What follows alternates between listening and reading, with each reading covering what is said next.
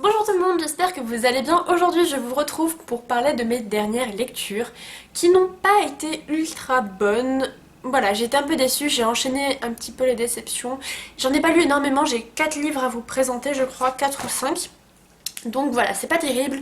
En un mois, j'aurais pu lire plus. Après, il y a eu beaucoup de choses. Il y a eu Montreuil, il y a eu le fait que j'ai dû monter à Paris, il y a eu le fait que j'ai dû passer mes partiels. Donc voilà, il y a eu pas mal de choses qui se sont enchaînées dernièrement et qui ont fait que j'ai très peu lu. Et en fait, après Montreuil, pardon, je suis tombée en panne de lecture. Voilà, mais ça vous devez sûrement le savoir si vous me suivez sur les réseaux sociaux puisque je vous en avais parlé. Si vous ne me suivez pas, je vous invite à cliquer sur les liens qui sont en barre d'infos. Et du coup j'ai rédigé un article sur le blog qui s'appelle Comment gérer sa panne de lecture, parce que c'est important de savoir comment s'en sortir au lieu de la faire traîner en longueur. Voilà, je crois que c'est ma troisième panne de lecture en un an. Et du coup, à force, je commence à comprendre comment moi je fonctionne et comment j'arrive à pallier cette panne de lecture. Donc je vous donne quelques conseils si vous souhaitez aller voir. Et en tout cas, j'ai appliqué mes conseils pour cette fois-ci. Et du coup, ma panne de lecture a été très très courte puisqu'elle a duré un peu moins d'une semaine. Trêve de bavardage, je vais commencer tout de suite. J'ai commencé à lire, depuis que je vous ai quitté, Gardien des cités perdues, le troisième tome de Shannon Messenger, publié aux éditions Lumen. C'est le troisième tome de la saga, c'est loin d'être le dernier puisque un quatrième tome est déjà sorti aux États-Unis et l'auteur est en train d'écrire un cinquième, il me semble, donc je ne sais pas combien de tomes aura la saga, mais il y en aura pas mal. C'est un livre, donc le troisième tome, que j'ai trouvé un peu plus long que les autres et après coup, après quelques semaines, je me suis rendu compte que c'était plus en fait un tome de transition qui annonce le tome 4. Surtout quand on voit la fin du tome 3, j'ai trouvé qu'il se passait pas énormément de choses pour beaucoup de pages. J'aurais peut-être apprécié qu'il y en ait moins. Il y a des révélations, mais il y en a moins que dans les deux premiers tomes, je trouve, puisque l'univers est déjà bien installé, on connaît bien les personnages. Donc voilà, je trouve que à ce niveau-là, il y a moins d'intérêt peut-être. Et voilà, c'est plus un tome de transition. Alors c'est pas du tout négatif, hein, c'est juste qu'il était peut-être un peu long, mais je l'ai quand même beaucoup aimé. Comme d'habitude, c'est une saga que j'aime énormément. J'ai adoré le personnage de Keith dans cette saga-là, dans ce tome-là, puisqu'il se dévoile, il est très proche de Sophie, et il me fait absolument rire. Je le trouve absolument génial. Voilà. Si vous n'avez toujours pas commencé cette saga, je vous le conseille fortement, puisque je pense qu'elle pourra vous faire passer un très bon moment. J'ai ensuite lu Manuel d'écriture et de survie, écrit par Martin Page aux éditions Point. Dans mon précédent point lecture, je vous présentais La folle rencontre de Flora et Max, écrit notamment par par Martin Page et Colline Pierret, et j'avais adoré cet auteur, son style d'écriture, etc.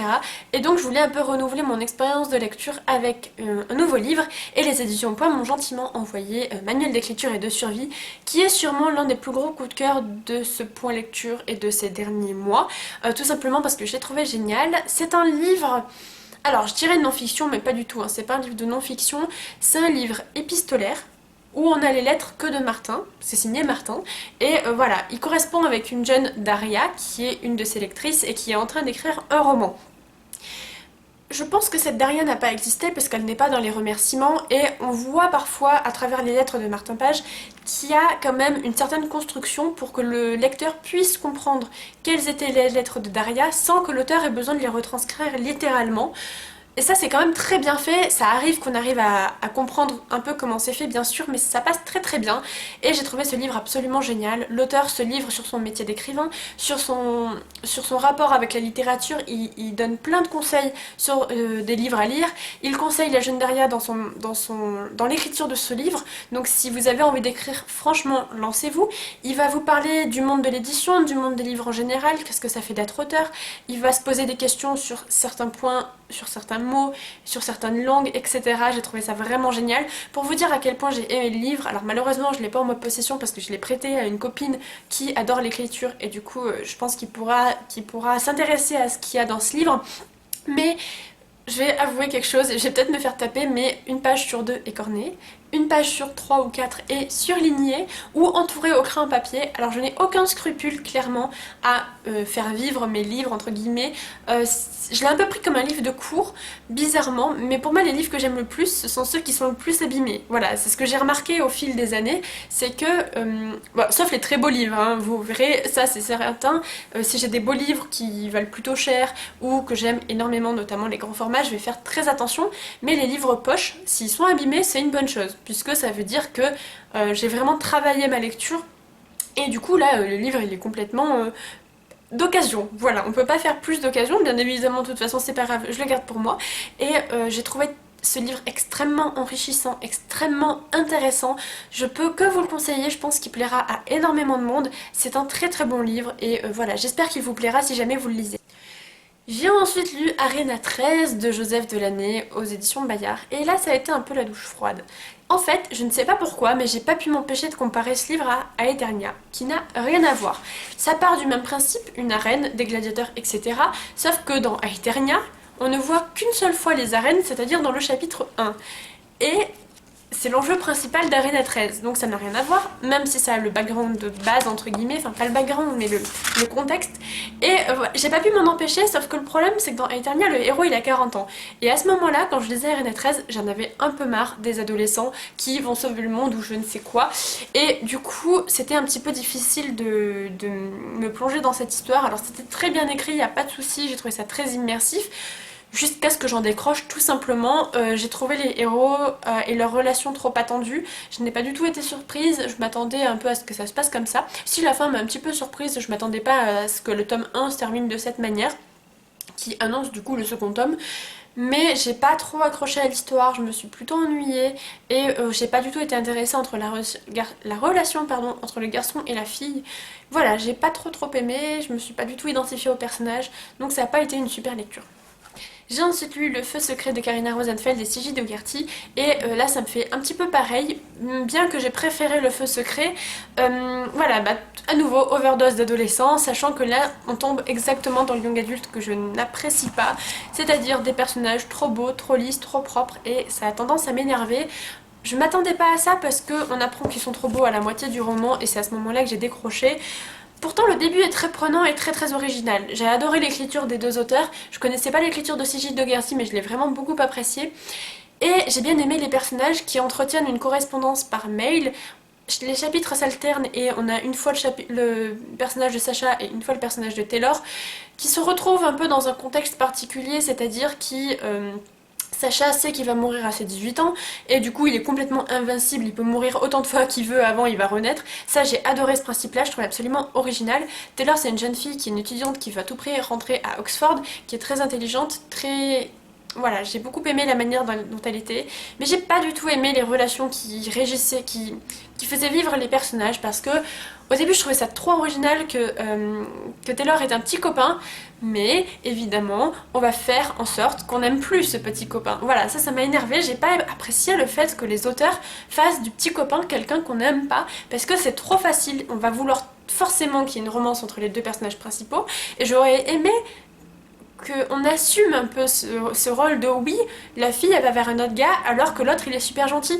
Enfin voilà, c'est ça que j'ai été un petit peu déçue, ça m'embête parce que ça perd en crédibilité. Alors peut-être que le petit copain ça aurait pu vraiment être un gros connard, et je m'excuse du terme, mais j'ai trouvé ça dommage. En fait, j'aurais préféré que le personnage du petit copain soit vraiment normal, entre guillemets, qu'il soit pas le bad boy de service qui est vraiment très méchant, parce que du coup ça c'est trop simple, ça facilite trop la relation entre Taylor et Sacha je trouve. Et puis évidemment le moment où ils se rencontrent, parce qu'ils vont forcément se rencontrer à un moment, j'ai trouvé ça trop simple, trop facile.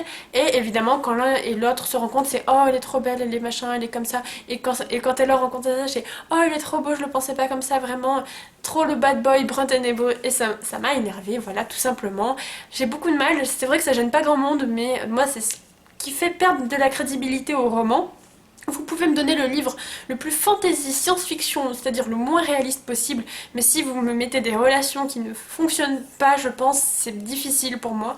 Donc voilà, j'ai été un peu déçue parce que j'ai beaucoup aimé la première partie du roman et j'ai juste moins accroché à la deuxième. Alors j'ai bien aimé comment ça se finissait, enfin je trouvais ça plutôt bien. Après voilà, c'est pas un livre qui m'aura énormément marqué cette année, mais encore une fois l'écriture est très efficace, c'est rythmé et ça se lit très vite. Une fois qu'on est dedans, on a envie de continuer, donc ça j'ai beaucoup aimé cet aspect là, mais j'ai carrément un avis en demi-teinte parce que j'aurais pu tout à fait continuer le livre si peut-être j'avais plus accroché aux personnages et aux relations qu'ils entretenaient. Je vous parle rapidement de ma lecture en cours puisque c'est celle qui m'a sorti de la panne de lecture. En fait tout simplement j'ai commencé à enchaîner les livres que je voulais lire et au bout d'un moment je me suis dit stop, t'as 3 livres sur ta table de nuit, ça va plus du tout, et je me suis penchée tout simplement sur le livre qui me tentait le plus, c'est-à-dire Orgueil et préjugés de Jane Austen. avec une couverture absolument magnifique, puisque les éditions 10-18 ont fait un travail magnifique. Elles les ont tout simplement rééditées et avec toutes les couvertures ont un peu le même style graphique, et ça je trouvais ça super.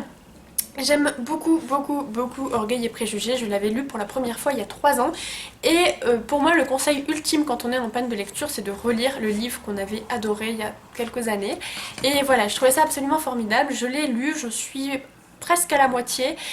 Je prends mon temps pour lire mais ça va, c'est pas du tout grave, j'aime beaucoup. Il y a plein de choses que j'avais pas vues avant et que je vois maintenant, c'est toujours plein d'humour, plein d'ironie, plein de sous-entendus que j'adore. Donc voilà, une très bonne lecture pour l'instant, il n'y a aucun doute. Je pense que je réécrirai un article sur le blog pour Orgueil et Préjugés, mais vraiment si c'est un classique que vous n'avez pas lu, foncez, il est très accessible, vraiment un classique très simple à lire, pas prise de tête et qui est absolument génial. Et voilà, j'en ai terminé avec ce point lecture qui était vraiment en demi-teinte puisque j'ai eu 2 très bonnes lectures, enfin manuel d'écriture et de survie plus la lecture que je suis en train de lire, et 2 lectures très mitigées. Du coup c'est un petit peu dommage, mais voilà, ça je pense que c'est ce qui a provoqué ma panne de lecture. J'espère que vous avez fait de meilleures lectures ces derniers temps. Pour l'instant j'ai pas trop lu de livres en rapport avec le challenge Cold Winter, mais je pense que ça ne saurait tarder. Peut-être pas, je sais pas, peut-être que je le ferai pas tout simplement, je verrai vraiment ce que j'ai envie de lire au moment même où je finirai Orgueil et Préjugés.